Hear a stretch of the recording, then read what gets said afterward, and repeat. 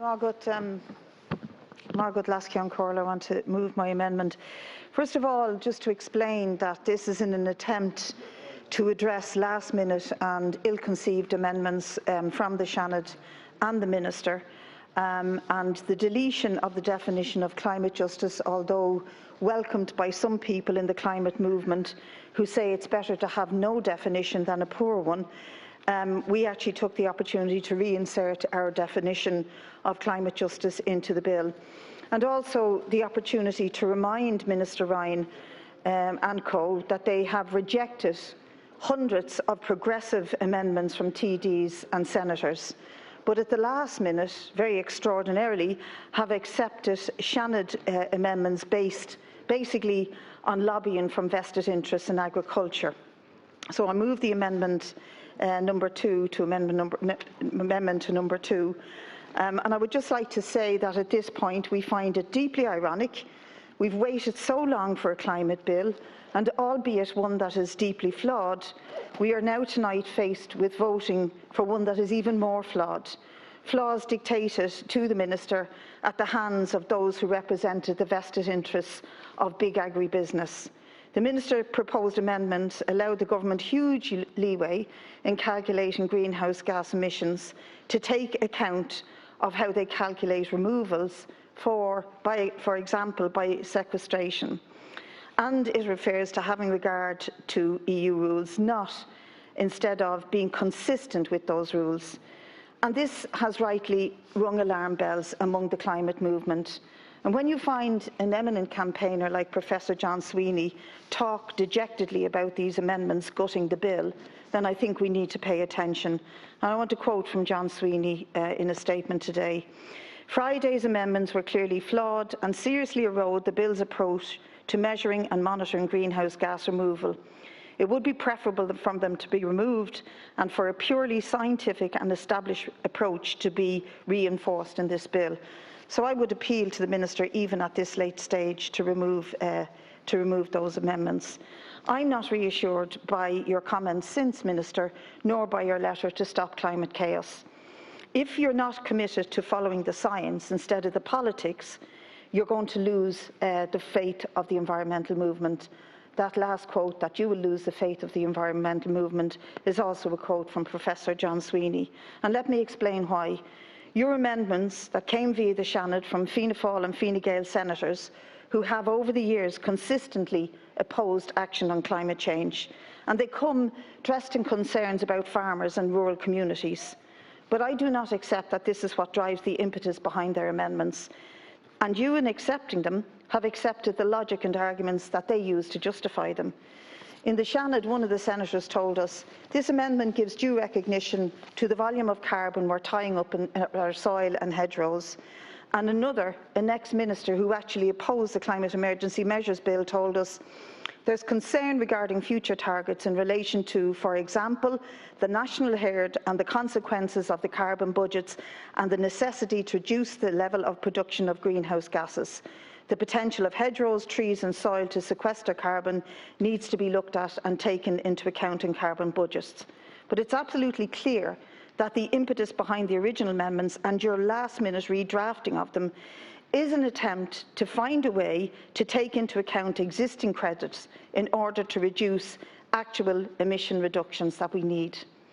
For me, this is about maintaining the status quo in agriculture, one that punishes small farmers and allows corporate interests to continue to pollute.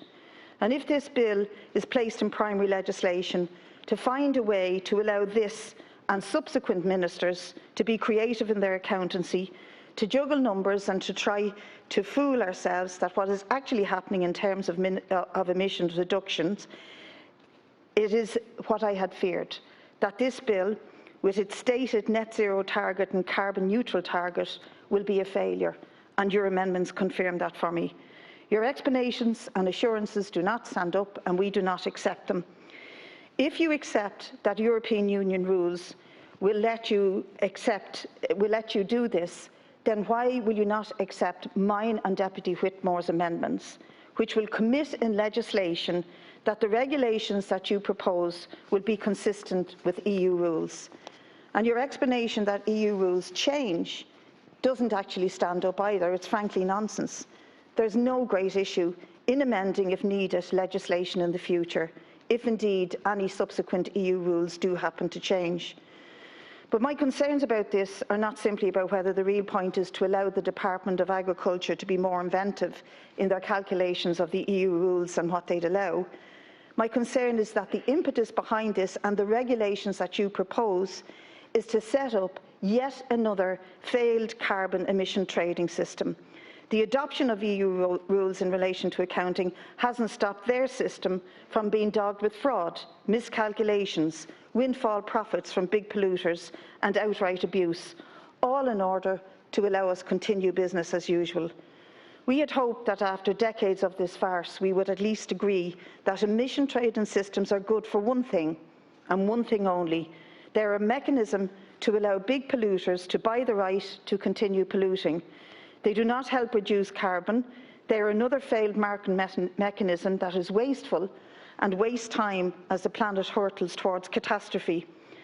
I have tried in this and the next amendments to limit the damage that I think your amendments do, and I've tried to address the get-out clause on accounting and the making of regulations by inserting that at least the aim should be in making legislation that is consistent with the EU rules and not just having regard to them. I've tried to stop any attempt for you to move the baseline year as a way of reducing the cuts that are needed in emissions. I've tried also to ensure that inventive accountancy is not used and that removals of carbon are new, are quantifiable, and that they actually happen within this state and are not based on some farcical trading schemes that we have seen betray the hopes of climate campaigners in the past. One of my amendments, along with an amendment from Deputy Whitmore, actually takes out the clause that would tie the Climate Change Advisory Council to your regulations. In other words, that we would rely on the science and not the politics. And I'll end by saying this, Minister, that you may believe your own letter and assurances, many of us do not. We've heard repeatedly from nearly every Green Party TD and Senator in these houses in the recent past how proud they are of this bill, how thrilled they are that their children won't have to campaign in the way that they did because this bill is so wonderful. You've seriously weakened it, or will seriously weaken it if you don't remove your amendments. And I don't wish to be cruel, but frankly that rhetoric is embarrassing and untrue. Our children and the next generation will have a mountain to climb, thanks to the failures of this and past generations of politicians and rulers. The consistent failure to tackle the cause of climate chaos and to deflect instead onto ordinary people and their personal behaviour has resulted in a worsening crisis across the planet, accumulating CO2 in ever greater volumes. And trying to pander to vested interests in agriculture business here and globally is driving those emissions up and at the same time destroying the lives of small farmers and is a betrayal of the climate movement. Hiding behind the inventive accountancy or bogus trading schemes will fool some people, but it won't fool nature and it certainly won't fool physics.